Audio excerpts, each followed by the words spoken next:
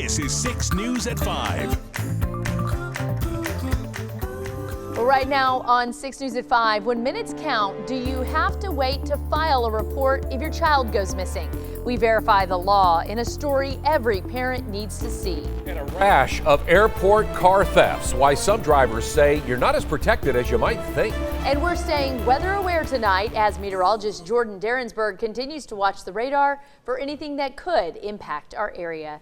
Good evening and thanks for joining us on your Friday. I'm Lindsay Lippman. You made it to the weekend, everybody. Glad you're here with us. I'm Chris Radcliffe, and let's get to what we're talking about this weekend, the weather. Let's start by turning things over to meteorologist Jordan Derensberg, who's been filling in all week. Jordan, we're sad it's the last day, but we thank you for all your work. You've been keeping us weather aware, and sure enough, you're working overtime with the storms again today.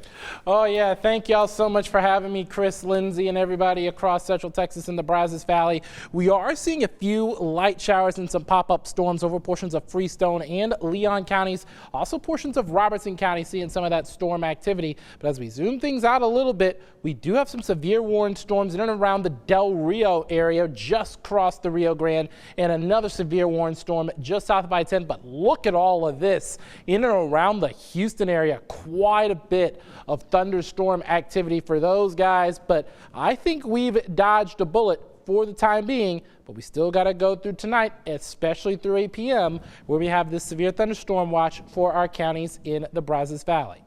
Hail and damaging winds are the main threats. However, as you've probably noticed, that threat has come down considerably throughout the course of the day. Now it's just a marginal risk for the entirety of Central Texas and the Brazos Valley, with the exception of our northern zones, because we don't have enough of that instability after that front moved through. And we're going to talk a little bit more about it, as well as your weekend storm chances coming up in just a bit. Okay, thank you so much, Jordan.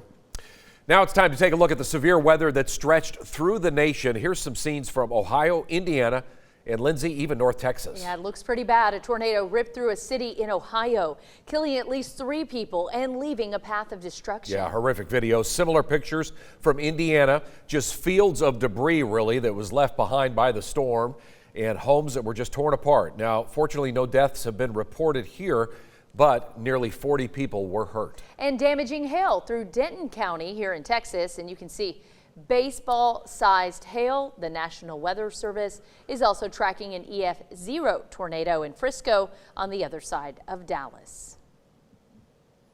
Meanwhile, the Killeen firefighters lending a hand in the Panhandle are back in Central Texas. We're glad to report. Killeen Fire sent 6 people and 3 vehicles to help with the Smokehouse Creek wildfire, which quickly became the largest wildfire in the state's history. Scorching over 1 million acres, firefighters shared their insights and experience today, explaining that they took on several roles, including evacuation efforts and even cattle control. So there's a lot of backfill that we go in and do, and we're offloading 18-wheelers of hay and doing different things in these periods of time, because that's what the community needs. It's not just about we're here for this fire aspect, or we're here for the search aspect, or we're in that recovery. We're truly there, Texans helping Texans in returning back to normal, trying to stabilize their environment. Investigators say the wildfire was ignited from power lines in unfavorable conditions. In total, over 250 personnel from several agencies helped get the fire under control. At last check, the Smokehouse Creek Fire was now 89% contained. Meantime, the Veteran Affairs Department is looking to cut 10,000 jobs. That's according to Military Times. That works out to be about 2% of the department's workforce. According to a report from Military Times, the VA workforce grew by more than 20% last year. The chief financial officer with the Veterans Health Administration says the cuts are about balancing the rapid growth. Officials anticipate job cuts will come from medical care sites, but officials do not expect to need to roll back services. And car thefts at the Austin airport have jumped by 80% over the past 2 years. That's according to data from the Austin Police Department. The vehicles are being stolen straight from the lots and garages that are around the airport. Airport officials say cameras are monitoring 24/7, but one victim whose truck got stolen says she was told a different story. So I said, what about this camera up here on the building up here? And then they said, I was like, how do you not have my car coming or going? And that's when they told me that their security system hasn't worked in months. A spokesperson with Austin Bergstrom International Airport says that it's increasing the surveillance patrols and working alongside with the Austin Police Department. All right, serious stuff here. When a child goes missing, it can be hard to stay calm, of course, and not assume the worst. One Temple mom says her son was missing, but police told her to wait to file a report. She claimed that a police officer said she needed to wait 24 hours. 6 News reporter Sydney Deshawn is here to help verify if that's true. Sydney? Chris and Lindsay, that post caused quite an argument on social media because there's lots of confusion and misinformation when it comes to the laws in place. I spoke with Central Texas Police Departments about what's true and what's false. The longer they're missing, the more dangerous they are and the less likely they are to be found. When a child goes missing or runs away, time is of the essence. It's why parents are asking if there's really a waiting time, as many believe, before you can file a report.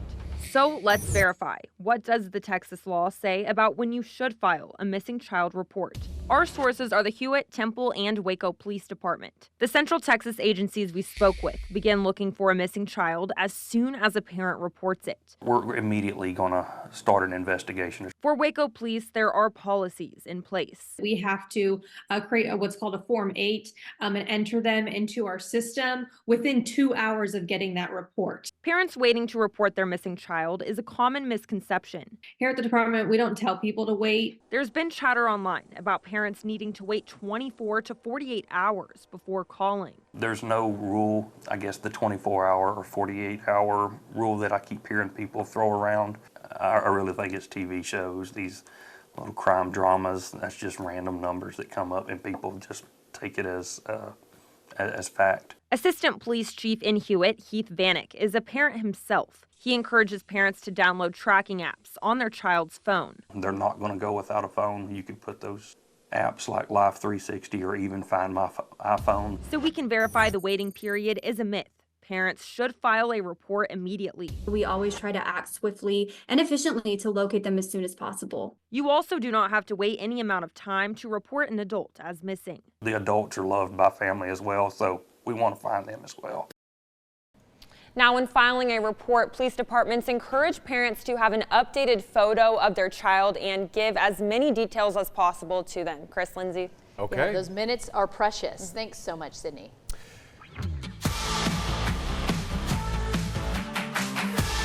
Well, all month we are highlighting women in Central Texas and in the community. And today that takes us to Killeen to meet one Army veteran who's made her space in a male-dominated field. You could say she's demolishing the glass ceiling. Jordan Starter Francis introduces us to this trailblazer in construction.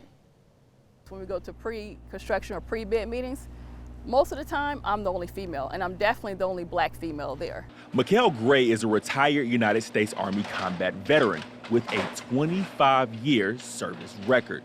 So as president of GCS Contracting, she is used to standing out in a male-dominated field. Gender aside, she knows the value she brings to the Central Texas construction market. We're a small company, so we don't have the overhead that your larger companies will have. So we're able to do quality work at a more economic price. Gray brings her own style to her work sites, jewelry, dreadlocks, and even a designer belt. But regardless of how she stands out, her enjoyment in her profession is rooted in the team she gets to assemble. Working with the guys, I mean, they're so gracious and so humble. They enjoy what they're doing, and it works out well. Business owner, contractor, combat veteran, there's another title Gray is proud of, mother. Gray has 3 sons, and one of them is proud to work for mama. You know, I learned my leadership from my mom. Growing up, I was a quarterback in high school, so just off the field, my mom was always coaching me about leadership. Gray wants to influence more than just those around her. She wants to be an example to girls around Central Texas and beyond that just because there isn't a lot of women in the space you wish to occupy doesn't mean there isn't space for you. You can do it. You can do it. As you can see that I'm evidence that you can get into construction. You can do whatever you want in the field of construction. There's a lot of different fields. Besides being a contractor, you can be an architect, you can be an engineer. The sky is the limit. For 6 News, Jordan Starter Francis.